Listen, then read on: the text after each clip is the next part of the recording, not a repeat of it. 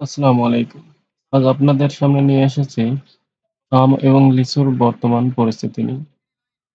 এবছর আম, লিচুর অনেক বাম্পার মুকুল এসেছিল বাট এই খরার কারণে অনেকটাই ঝরে গিয়েছে। আশঙ্কা করা যাচ্ছে গতবারের তুলনায় অনেক কম আম, লিচু হবে এবার। সাধারণত আম রাজশাহী এলাকায় হয়ে থাকে অধিক পরিমাণে। বৃহত্তর রাজশাহী, দিনাজপুর, চাঁপাইনবাবগঞ্জ, পাবনা, কুষ্টিয়া, যশোর, ময়মনসিংহ ও চট্টগ্রাম এবং পাবনার ঈশ্বরদীতে অধিক পরিমাণ লিচু চাষ হয়ে থাকে।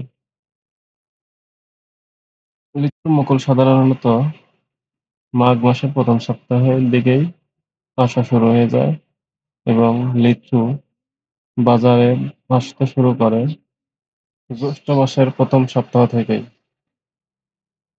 লিচু অত্যন্ত সুস্বাদু এবং মিষ্টিকর একটি ফল। লিচুতে সাধারণত অনেক পরিমাণ খনিজ পদার্থ, জলীয় অংশ, আঁশ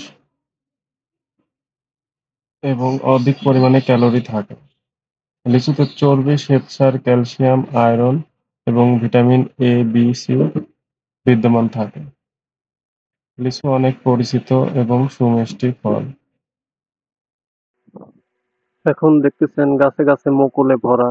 এবছর আসলে মুকুল অনেক বেশি এসেছিল, বাট যে খরা চলতেছে এই খরাতে অনেক লিচু ঝরে গেছে। কিছুদিন পর বাজারে সমারোহ হবে এমন টসটসে সুমিষ্টি লাল ফল লিচু গাছে গাছে ভরে উঠবে।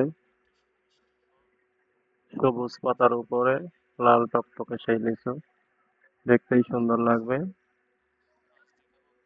লিচুর প্রতিবেদনের পরে ইনশাল্লাহ নেক্সটে আমরা নিয়ে আসবো পাকা লিচুর প্রতিবেদন।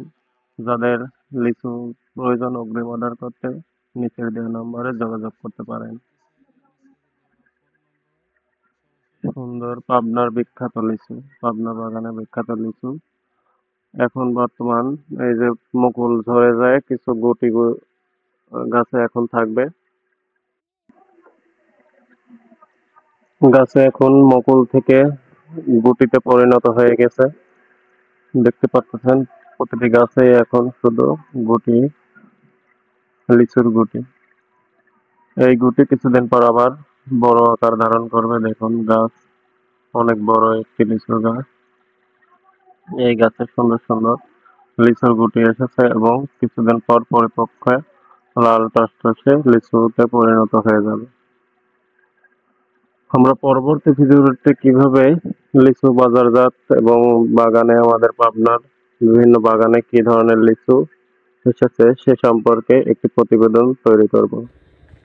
তো যারা আমার চ্যানেলটিতে নতুন তারা অবশ্যই চ্যানেলটি সাবস্ক্রাইব করে আমাদের পাশেই থাকবে। ধন্যবাদ সবাইকে। আসসালামু আলাইকুম।